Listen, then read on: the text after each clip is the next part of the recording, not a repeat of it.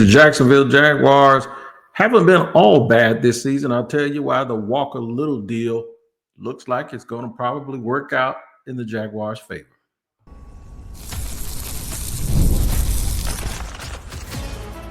You are Locked On Jaguars, your daily Jacksonville Jaguars podcast. Part of the Locked On Podcast Network, your team every day. It is your team every day here on Locked On Jaguars. We thank you for making us your first listen, reminding you to follow us and like us wherever you get your podcasts, wherever you hear them, and wherever you watch them. Make sure you tap into those locations each and every day so you do not miss an episode. Download Prize Picks. That's right. That's today's sponsor. Download the app and use the code Locked On NFL to win $50 instantly when you play $5. You don't even need to win to receive your $50 bonus. It's guaranteed. Prize Picks. Run your game.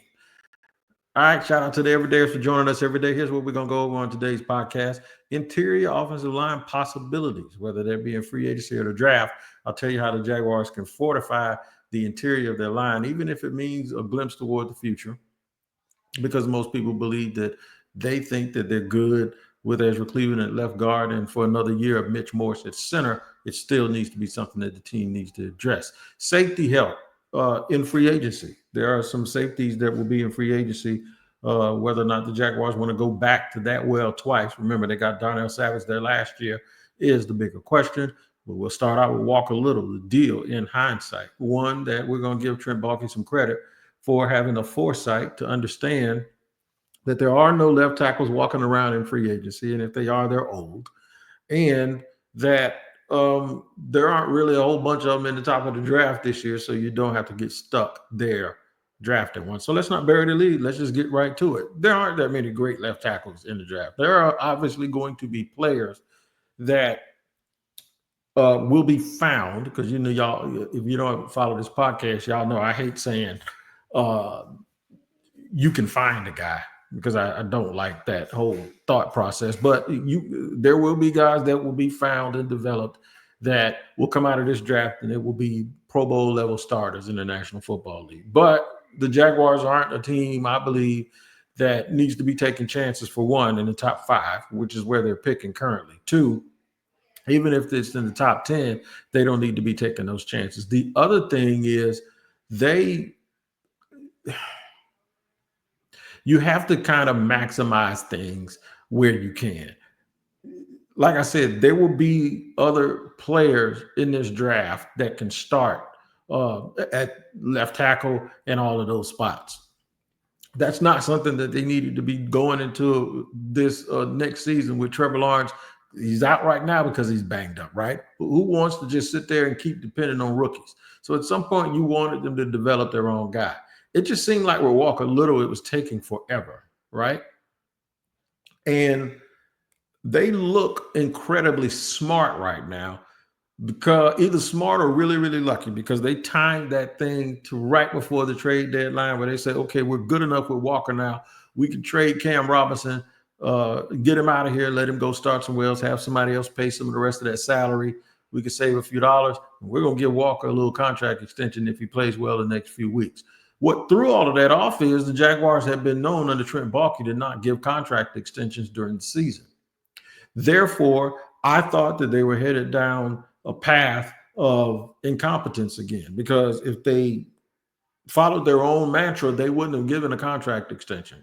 If they allow him to get to free agency, or if they allow him to get to the offseason, and if the Jaguars made a change at coach, then the new coach wouldn't really have anything to say about who they got, or the new GM, because Walker Little would be on the free agency market unless they were going to tag him. So it was all just this big ragtag of timing. Well, either their policy of not renewing contracts either never existed, which it seems like it did, because Trent kind of hinted at that before. It's either that, or they allowed the situation that was playing out right in front of their eyes to make them do what they should do, which is a good thing. And I mean, it's almost like it's too late, because by not having this philosophy, it caused a lot of grief amongst Jaguar fans. So the thing is Ain't nothing wrong with recognizing something and doing something that, even if it's against your normal policies, if it's good for the football team. So from that standpoint, if we're operating from the thought or the assumption that they just don't do contract extensions, but in this situation they decided to do one because the situation saw fit, then good for them. I criticize them when they do bad things or things that don't work. This is something that apparently has worked. Walker Little has been lights out the last few weeks. Now, look, I'm not going to sit here and tell you that I ain't seen him struggle with guys, but to quote Leon Searcy, longtime Jaguar and local radio host here, he said, we just need a guy to do a stalemate. And I think for the price, the 3-year, $45 million extension, which is 15 per, I think about 30 of it was guaranteed. It's a good price.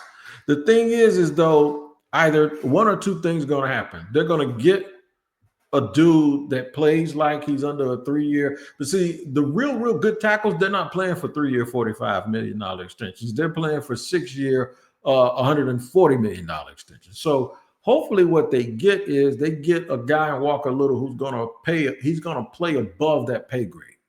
And $15 million a year ain't shabby. But $15 million a year when you're really trying to protect Trevor Lawrence in what I believe are the most critical years of his career, from this point forward, I would say just spare no expense. So you got Walker Little making a bargain, and then you have Ezra Cleveland making a bargain, and then you're not paying that much for Mitch Morse, and Anton Harrison is on a first contract. That's 4 out of your 5. What do you expect to get back if you don't put out money-wise? Are we in a position where we're just trying to play the game of we want to get the absolute most for the absolute least we can? Sure. I mean, that's the way that it always works in business or anything else. Get the absolute most for the least and pay the absolute least for it. But at some point, playing that game is fine.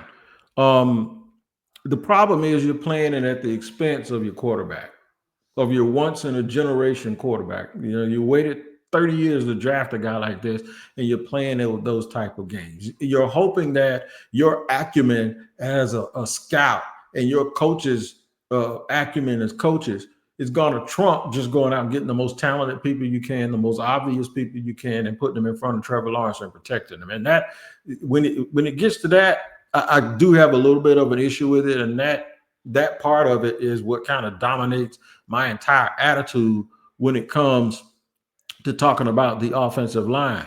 But the one thing I will tell you is that, at least in this situation, basically, now to get here, I think that they messed up. I think they should have been addressed, all of this that we're talking about them addressing, but they haven't. So being where they are, what was the better alternative? The alternative is exactly what happened, is that they gave Walker Little a shot, and Walker Little, for at least for the first 3 or 4 weeks of that shot, lived up to it. And now that number is where it is. And it looks like, had he played this way and continue to play this way for the rest of the season, that number was actually going to look a lot better for him, I believe, in my opinion, if he'd had a chance. The only thing that would have tempered it was, okay, Jacksonville needs a left tackle. Why ain't they re-signing him? And so people may pause a little bit with that. But the fact is the Jaguars did re-sign him. So now you can look back, and some teams may be snapping their finger like, dang, we were going to get us a little bit of a bargain at left tackle. Now, I just said if a bargain is a bargain, then it might be a negative bargain too, right? That's true. But these other teams are probably not paying the rest of their line to be a bargain. You can't pay everybody top dollar, right?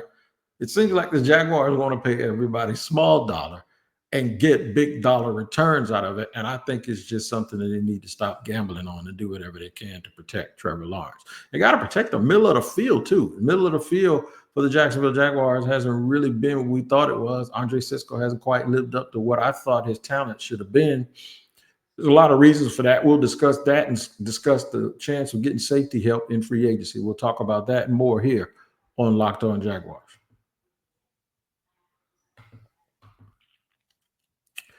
Today's show is brought to you and sponsored by Ice Shakers. Man, you want to talk about something that is fun, something that is a very, very good product, and something that's unique, go check out iceshaker.com. I know that if you're like me, you're in a holiday spirit and you want to give a really, really good gift, right? I'll tell you what, if you're a passionate sports fan, maybe you've heard of Ice Shaker. Ice Shaker is now officially licensed with the NFL, NHL, NBA, NCAA, and Major League Baseball, and will make a great gift. Kitchen grade stainless steel bottles that won't absorb odor like plastic bottles do. Patented twist-in agitator that breaks up all the type of powders that you can put in when you're doing your pre and post workout. Third-party tested, will hold ice for 30 plus hours. And created by Rob Gronkowski and the Gronkowski brothers, you can order yours right now. Your team brand bottles at iceshaker.com and use the code LOCKEDONNFL for 25% off your order. Ice Shaker, show your support for your teams with the best branded workout bottles on the market. Ice Shakers. And today's show is sponsored and brought to you by our friends over at Prize Picks. That's right. This episode is sponsored by Prize Picks. If you love watching the game and you're going to love Prize Picks, the easiest and most exciting way to play daily fantasy, whether it's football, basketball, or your favorite sports, Prize Picks makes your holidays bigger and brighter. Here's what you need to check out. You can now win up to 200 times your money on Prize Picks. Plus, this holiday season, they're giving away $30 million in rewards during Picksmas and offering 2 free picks in December. This week, I'm looking for Travis Kelce to get him some yards over 70 and Lamar Jackson to continue to build on his season and throw for more than 250. Download the Prize Picks app today and use the code LOCKEDONNFL to get $50 instantly after your first $5 lineup. That's right, $50 instantly when you play just $5. Prize Picks, run your game.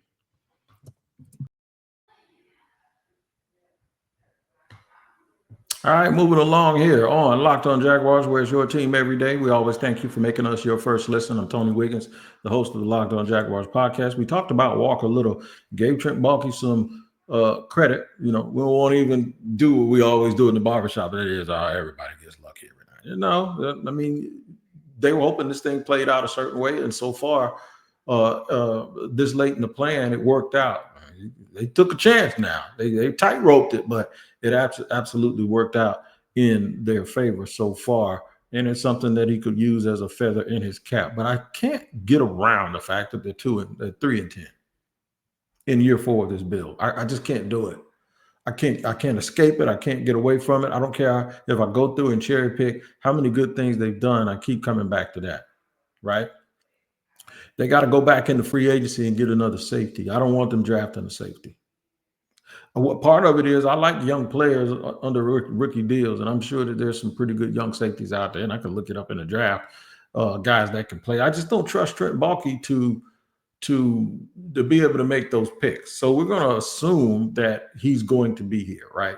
And then we can assume he won't be here. But even if he is, I think this team needs a quarterback in the middle of the field. And I don't want to, try to depend on Dewey Wingard again. We can't keep forcing Andre Sisco into the situation, and that's hard for me to say. I think he might be better suited as a strong safety, not a free safety, but that's just me. There's going to be help. Javon Holland is help for Miami. You got to hope that the Dolphins have such restrictive things going on with their cap that they won't be able to re-sign them. There's a few players out there that I feel that same way about. A couple of corners, Chavez Ward, he ain't going to get re-signed by the 49ers, and he's a good player. Then you got DJ Reed at corner from the Jets. He's another dude that I think provides veteran help. The difference is going and getting another corner with a free agency contract gives you 2 of those guys with Tyson Campbell's extension, I believe, starting this season. It gives you 2 of those guys, and normally you don't see teams do that. You don't usually see teams have 2 bookend corners like that, both making second contract money, especially when it's going to be good money. So, and this will probably be a 3rd contract for Ward, if I'm not mistaken. So he's looking to get paid too. But it's just not, I don't think, something that's super, super feasible to do. But I can take a corner and a safety now. And Darnell Savage's contract doesn't preclude the Jaguars with the way that they want to play him. And I know he had a very specific role when they went out and got him. They thought he was going to be Brian Branch. Yeah, he's not Brian Branch. Brian Branch is a rare player.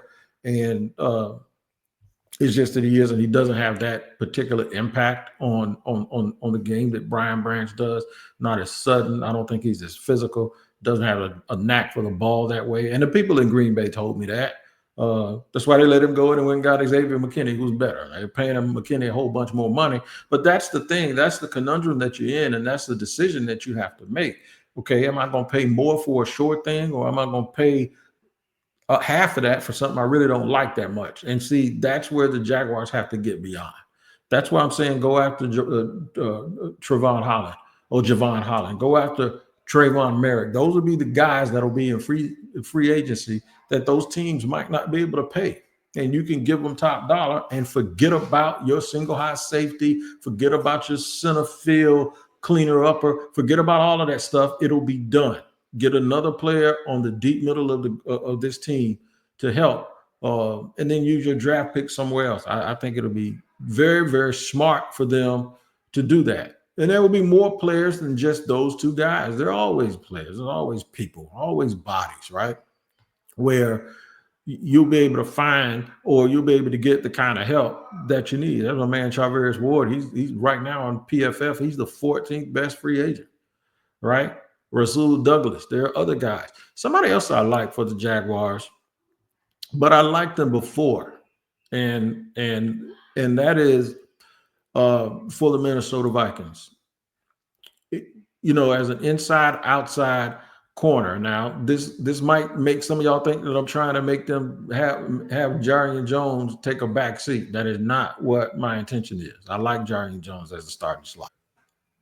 And that player is Byron Murphy. I like Byron Murphy when he left the Chiefs a few years ago. Byron Murphy's a good player to me. Byron Murphy can play inside, outside, slot, gives you all of that stuff. But it also allows you to say, okay, what are we going to do with Jarian Jones? Are we going to leave him at the slot, or are we going to make him a dime guy, or are we going to give him time out here outside at the corner? Whatever you do with him, you can do the total opposite thing with Byron Murphy. Or you can leave Byron Murphy outside and then just make Jarian Jones a pure slot. They have to figure out a way to maximize how you spread money out, how you supplement the players that you already have, how you make sure that the young guys that you have in development have a path to the field, but then do all of that and then go out and start taking the best player available in the draft and try to line that up with positions as much as possible. Speaking of the draft, I'll tell you about some interior offensive line possibilities that the Jaguars can have in the draft. We'll do that in just a second here on Locked On Jaguars. Man, FanDuel is what FanDuel has always been to me, and that's the best place for you to go and hang out and try to win you some money when you're getting ready for the NFL action, because FanDuel is America's #1 sports book. Because right now, new customers can bet $5, get $150 in bonus bets if you win. The FanDuel Sportsbook app gives you everything you need to place live bets on the NFL all in one place. So when you get a hunch in the middle of the game, you can check out the latest stats, view live play-by-play, and so much more on the same page where you place your bets. Just visit FanDuel.com to join today. You'll get started with $150 in bonus bets if you win your first $5 bet. That's FanDuel.com. Never waste a hunch and make every moment more with FanDuel, an official sportsbook partner of the NFL.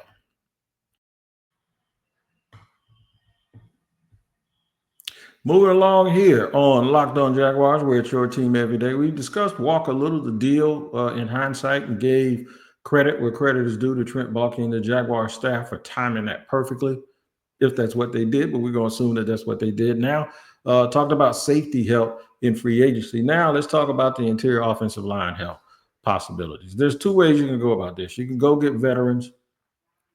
The one main veteran is one of the top 5 guys on the market right now. And you could pay the Chiefs back for taking Juwan Taylor and paying him so much money, and you can do the same by taking Trey Smith. The strength of the Chiefs' offensive line is guard, center, guard, those 3, right? And you can get one of them. You get one of them with Trey Smith, and that's right where you'll probably have the biggest hole next year. Bang! You're not paying a whole bunch of money to everybody else. The dude that you're paying a lot of money to in the right guard right now, Brandon Sheriff, is a little bit over the hill. You can move Sheriff on out and put Trey Smith right in there. Bang. Proven player, Pro Bowl level, all-pro type, prototype, big, physical, strong, can move, can pull, all of that stuff. There's no weaknesses to his game. And he's like 26 years old. That's the absolute dude that you want to pay that kind of money to. He's been very, very durable after having some serious injuries in college and serious conditions, but he got over that. And now that would solve a lot of problems if you ask me. Now, there are other alternatives, obviously, if you're the Jacksonville Jaguars, but mainly those would be in the draft. I would only pay top tier dollars for a person that I believe, in my opinion, is a top tier player. Okay. With the rest of the draft, I'm looking at PFF now. This is the one I'm using for reference for today, but you can look at and use whatever draft site or whatever you want to. They don't have a guard listed. Now, I will temper that by saying this. Will Campbell is a tackle prospect that is a top 15 prospect to a lot of people, but a lot of people consider him a guard and not a tackle. I'm one of them. But for the sake of this is only listing the people that they have listed as guards. Tyler Booker is the number one guard, and he's ranked as the 66th best player. That's the second pick of the third round. Tate Ratledge, 87th player. And this doesn't mean that this is the way that it is, but I'm just giving you an idea of why it don't hurt you to get Trey Smith in free agency. And Trey Smith, because of the draft, this particular draft class, where there's always, you're going to find 10 or 12 of these dudes. Now, you go to the Senior Bowl, a lot of those guys are going to make rosters. Not only are they going to make rosters, they're going to be dudes that are making up part of the 5-man fronts for a lot of teams in the National Football League.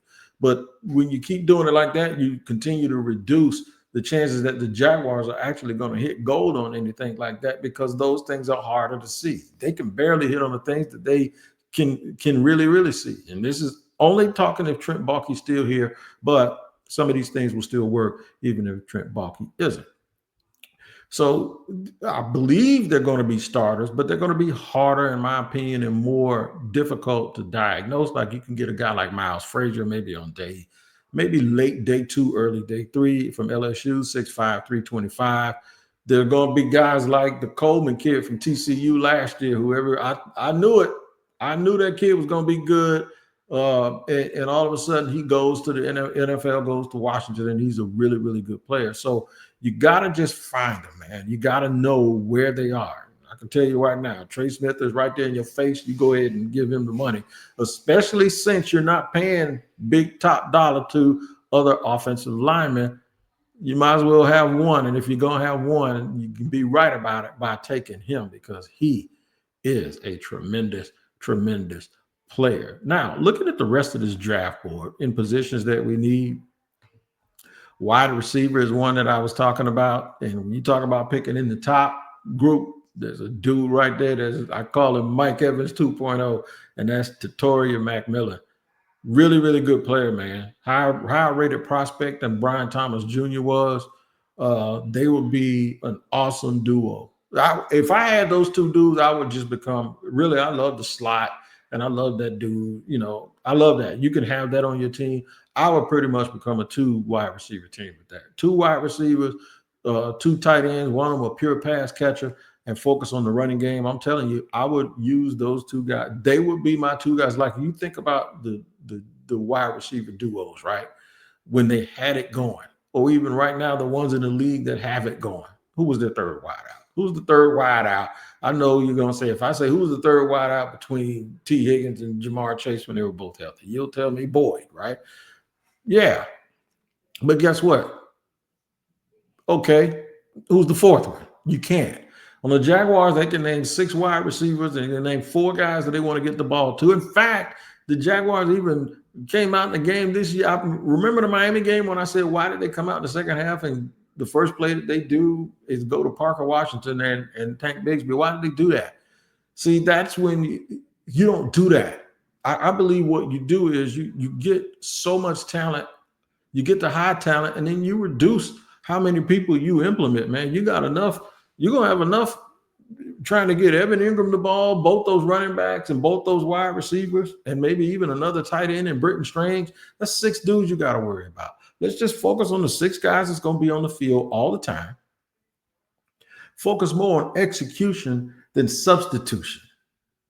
I didn't even know that was going to rhyme when I started thinking it, but it just, That might be a thumbnail or that might be a head of the title to one of my shows. But I do think they need to focus more on execution and focus less on substitution. They need to do that on defense too.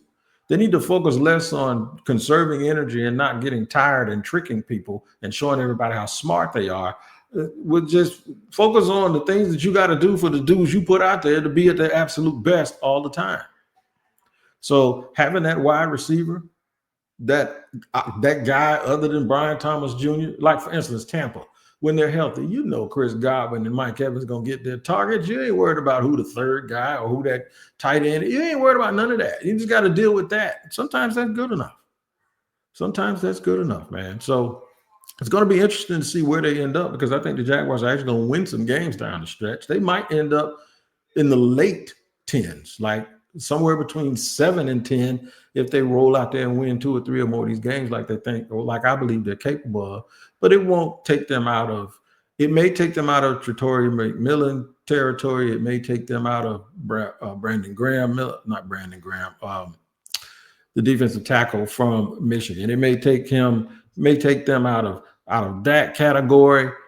Mason Graham, I'm a real big fan of Mason Graham too.